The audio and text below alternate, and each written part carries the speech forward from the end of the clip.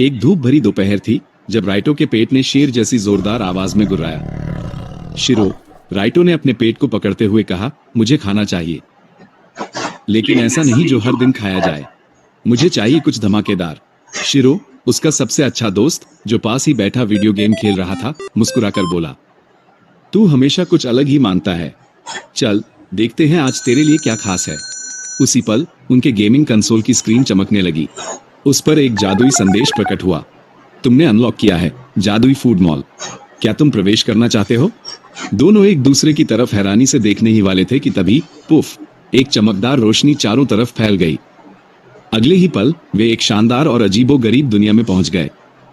वे खड़े थे एक विशाल जादुई फूड मॉल के प्रवेश द्वार पर, ऐसा मॉल जहां हर चीज खाने लायक दिख रही थी।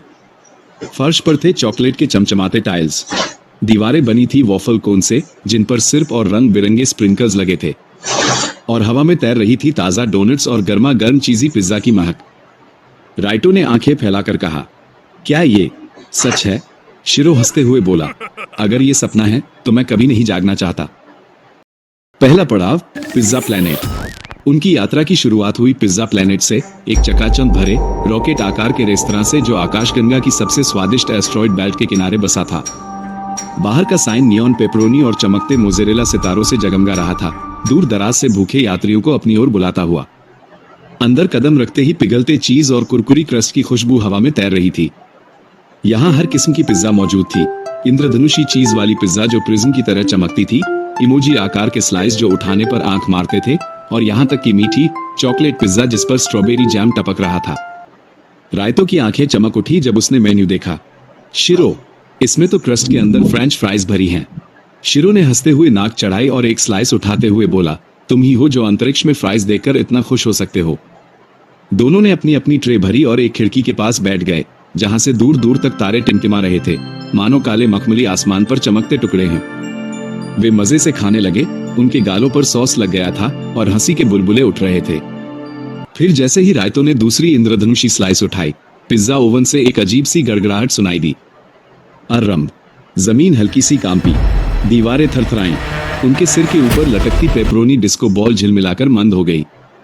फिर एक जोरदार डिंग की आवाज के साथ ओवन का दरवाजा फट से खुला और वहां से एक पिज्जा स्लाइस बाहर कूदा, जिसकी बड़ी बड़ी गूगली आंखें, छोटी छोटी जैतून की टांगे और एक छोटी सी चीखती हुई मुंह था। मुझे मत खाओ, कोई कुछ समझ पाता उससे पहले ही वो स्लाइस ट्रे से कूद पड़ा और रेस्तरां की ओर भाग निकला। कुर्सियों के बीच से फुर्ती से निकला, सॉस की बोतलें गिराता गया और अपने पीछे चमचमाती चीज की लकीर छोड़ गया। रायतो ने ट्रे गिरा दी।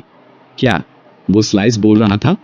शिरो ने आंखें फाड़ ली, वो भाग रहा है रायतो, हमें उसे पकड़ना ही होगा।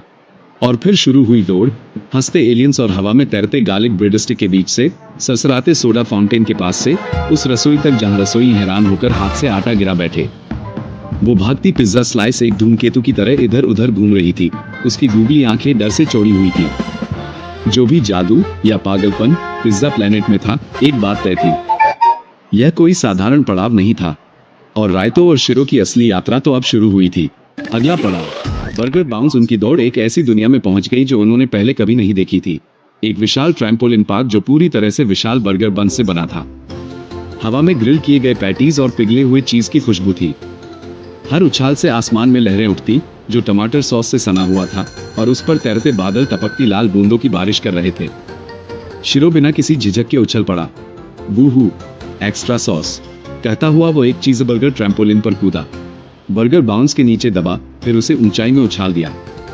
वो एक उड़ते हुए टमाटर स्लाइस के पास से गुजरा और सीधे एक केचप फव्वारे में आ गिरा, जिससे चारों ओर छप छप हो गई। शिरो हंसते हुए अपनी चश्मा साफ करने लगा।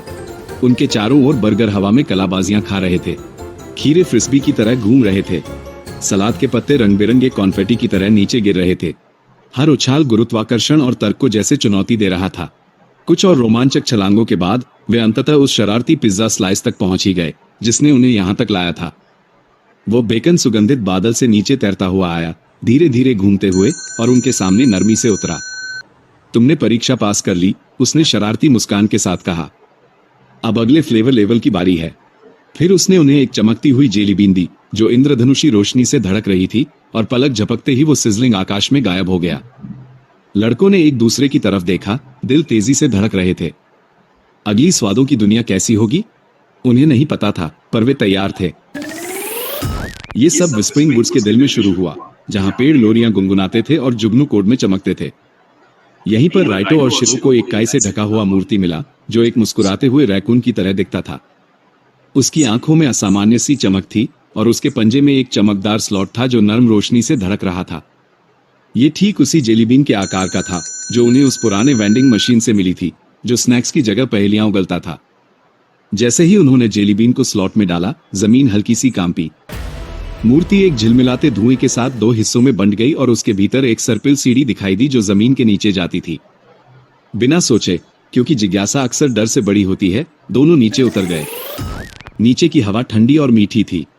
वे एक ऐसी गुफा में पहुंचे जो इतनी विशाल थी कि लगता था जैसे सितारे खुद वहां आकर बस गए हों।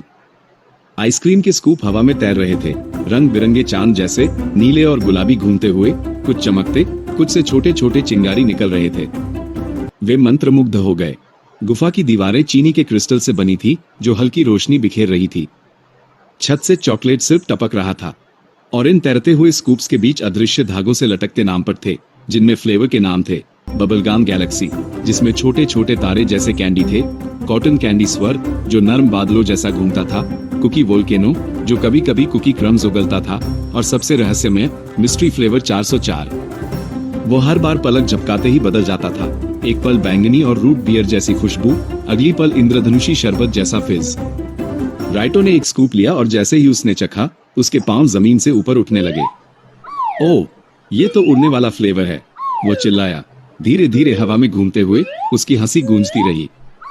शिरो, जो कभी पीछे नहीं रहता, ने एक साथ 2 स्कूप खा लिए। वूंश की आवाज के साथ वह एक शूटिंग स्टार की तरह उड़ चला, आइसक्रीम के स्कूप्स के बीच से गुजरता हुआ, पीछे चमकदार धुंध की एक रेखा छोड़ता हुआ। दोनों हंसते हुए हवा में तैरते, स्वादों का पीछा करते और स्कूप से खेलते रहे।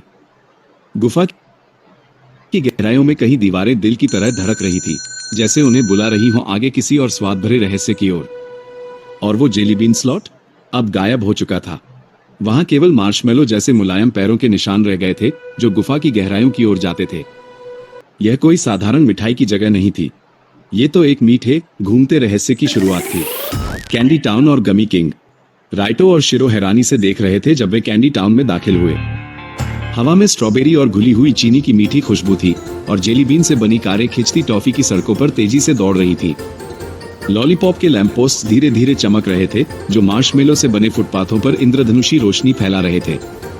हर चीज चमचमा रही थी, सब कुछ जगमगा रहा था, लेकिन फिर भी कुछ तो अजीब था। सड़कें एकदम शांत थीं। रंग बिरंगे गमी बिया अपनी जगह पर जमे हुए खड़े थे, जैसे चलते चलते अचानक समय थम गया हो। वे कांच की मूर्तियों की तरह लग रहे थे, ठिठके हुए, सांस रोके खड़े। शहर के बीचों बीच मोटी काली लिक्रिस से बनी एक भव्य सिंहासन पर गमी किंग बैठे थे। उनके सिर पर कैरमेल से बना सुनहरा ताज थोड़ा टेढ़ा था और वे अपने शक्कर से ढके हाथों को चिंता में मरोड़ रहे थे। उनकी गमी आंखें, जो हमेशा मिठास से चमकती थी, आज फीकी और बेचैन थी। कैंडी कोर गायब हो गया है। गमी किंग की आवाज जेली की तरह कांप रही थी। उसके बिना, जो जादू कैंडी टाउन को पिघलने से बचाता है, वो खत्म हो जाएगा। बहुत जल्द सब कुछ सिर्फ में बदल जाएगा। राइटो ने मुट्ठियां भींच ली। हम ऐसा नहीं होने देंगे। शिरो, जो पहले से ही दूर आसमान की ओर देख रहा था, ने तेज सिर हिलाया। चलो मिठाइयों को बचाते हैं। गमी किंग की आंखों में हल्की सी उम्मीद चमकी। आखिरी बार जब उसने चमक बिखेरी थी, वो खट्टे दलदल सावर स्वैम्प में देखा गया था, उन्होंने कहा। लेकिन सावधान रहना, लिक्रिस शेडोज वहां मंडरा रहे हैं। एक पल की भी देरी किए बिना राइटो और शिरो पेपरमिंट की पगडंडी पर दौड़ पड़े। उनकी आंखों में संकल्प की आग थी और हवा में मिठास की खुशबू तैर रही थी। कैंडी टाउन उन्हें पुकार रहा था और वे उसे पिघलने नहीं देंगे। मीठा था उनका सफर, मीठे ही थे उसके अजूबे, लेकिन अब स्वीटलैंड्स के सामने थी अंतिम चुनौती, एक ऐसी वेंडिंग मशीन जैसी उन्होंने पहले कभी नहीं देखी थी। यह मशीन शरबत से रंगी सूरज की रोशनी में चमक रही थी और उसके कांच जैसे चमकदार बदन पर 3 अनोखे स्लॉट थे, हर एक खास स्नैक के आकार का। एक गुलाबी फ्रॉस्टिंग वाला डोनट, एक जेली बीन की चाबी और एक सुनहरी फ्रेंच फ्राई। इनमें से एक चीज उनके पास पहले से ही थी, चमचमाती जेली बीन चाबी, जो उन्होंने मार्शमेलो व्यापारी से एक चतुर सौदे के बाद लिकोरिस भूल भुलैया से पाई थी। लेकिन बाकी 2 चीजें कहां थी? संकेत उन्हें 2 दिशाओं की ओर ले गए, आकाश की ऊंचाइयों में और एक दूर की फिजिंग बुलबुलाती पहाड़ी की ओर। डोनट, उन्होंने सीखा एक स्प्रिंकल स्टॉर्म क्लाउड में छिपा था, एक मिजाज वाला बादल जो कपास जैसे मीठे बादलों के बीच तैरता रहता था। उन्होंने व्हिप्ड क्रीम की पहाड़ी पर चढ़ाई की और गमड्रॉप गुब्बारों को जोड़कर ऊपर की ओर उड़ चले। यह आसान नहीं था। इंद्रधनुषी स्प्रिंकल्स ओलो जैसे बरस रहे थे और डोनट एक हमिंगबर्ड की तरह इधर उधर भाग रहा था। लेकिन एकजुटता और चिपचिपी टॉफी से बनी गुलेल की मदद से उन्होंने उड़ते हुए डोनट को पकड़ लिया। फिर वे नीचे फिजिंग वैली की ओर उतरे, जहां आखिरी स्नैक छिपा हुआ था। बुलबुलाती सोडा गीजर के बीच उन्हें वह मिला, एक नींद में सोते हुए सोडा ड्रैगन के पंजों के बीच चमकता हुआ। ड्रैगन शरबत की तरह मीठी सांसें ले रहा था, हर सांस में बुलबुले बनते और उड़ते। उसे जगाने के बजाय उन्होंने एक मीठी योजना बनाई। उन्होंने ड्रैगन को शुगर क्यूब लोरी दी, नर्म आवाज में गुनगुनाते हुए चीनी की चमकती गुठलियां चढ़ाई। ड्रैगन मुस्कुराया और उसकी पकड़ ढीली पड़ गई।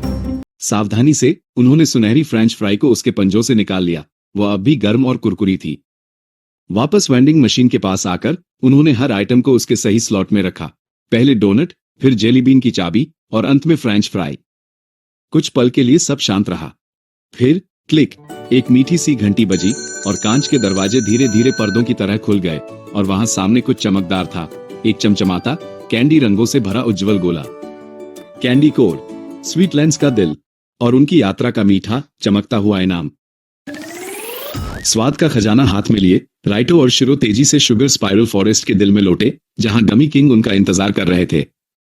जैसे ही उन्होंने वो लेजेंडरी फ्लेवर क्रिस्टल लौटाया, चारों ओर की दुनिया बदलने लगी। आसमान चमक उठा, फूली हुई सफेद बादल गुलाबी और नीले कॉटन कैंडी में बदल गए। ताजी कारमेले की खुशबू के साथ एक नरम हवा चली। गमी बियर जो पहले चिंता में सख्त हो गए थे, अब खुशी से नाचने लगे।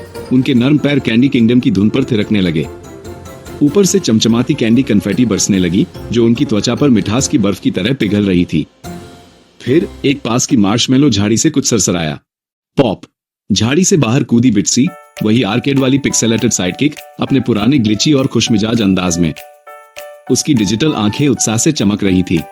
बधाई हो, फूड हीरोज, उसने खुशी से कहा, जेली बीन टॉर्नेडो की तरह हवा में घूमते हुए। लेकिन याद रहे, अभी और फ्लेवर बाकी है खोजने के लिए। राइटो और शिरो ने मुस्कुराते हुए एक दूसरे की तरफ देखा। उनके हाथों में ऐसे थाल थे जो उनके सिर से भी बड़े थे, फ्रॉस्टेड रोल्स, रेनबो फ्लान और इतने ऊंचे पारफे की जैसे मिठाई के टावर हों। यह वजन उन्हें भारी नहीं लग रहा था, उन्होंने एक पूरे राज्य को बचाया था। ये दावत उन्होंने जीती थी। अचानक दुनिया में एक हल्का कंपन हुआ। क्रिस्टल से एक चमकीली लहर फैली, सब कुछ छूती हुई। आसमान की स्क्रीन एक पुराने आर्केड मॉनिटर की तरह झिलमिलाई। अगला स्तर, डेजर्ट डायमेंशन, अनलॉक हुआ। ये शब्द बादलों में आइसिंग जैसे चमकने लगे। कहीं दूर हवा में एक दरवाजा चरमराया, सिर्फ से टपकता हुआ, रहस्य से भरा हुआ। और उसी पल ये साफ हो गया, सफर अभी खत्म नहीं हुआ था। अभी नहीं। क्या आपको ये मजेदार मीठा सफर पसंद आया? तो लाइक करें, सब्सक्राइब करें और अगली बार राइटो और शिरो के साथ चलें।